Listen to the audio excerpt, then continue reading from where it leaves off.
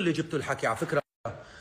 اقسم بعزه الله 9 ايام انا 9 ايام قاعد بالجلسه برا ببيتنا هذاك 9 ايام قال لهم لا حدا يحكي معي.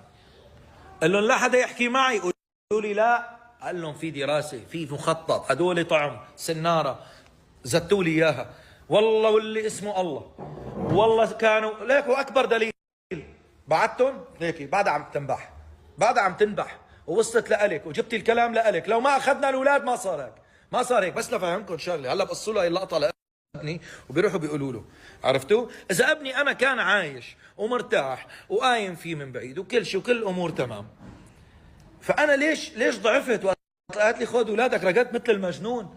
كان لازم اكون مثل هدوليك الابهات والله العظيم. بس ده انا قلت لهم مالي مرتاح. هون رفعت التليفون دقيت لها والله العظيم قلت لها اذا في موال براسك يا جماعه القذاره طبعا انا حافظها هدول بيفوا وبيمشوا.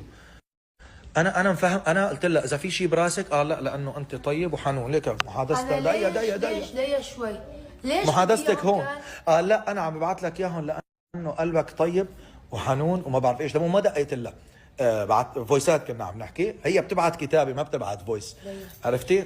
فاسمعي شو انا ببعت ما بسال. انا اذا بسب بالفويس. انا ليش انبسطت؟ بدي اياهم يربوا على الالفه وعلى المحبه مع اخواتهم يا حبيبي. خلص اقبلي هذا واقع. بس ده هذا الواقع اليوم انا عندي. خلص ما اجوا عاشوا سنتين هدول ما بينسوا. اسمعي ما عاشوا سنتين رح يرجعوا بس يكبروا بيرجعوا لي شباب شوربين بكونوا سند لنا. الله يحميهم ويبعث له ايام حلوه وانت ابوهم بتضل سندهم. بس قفلي انا من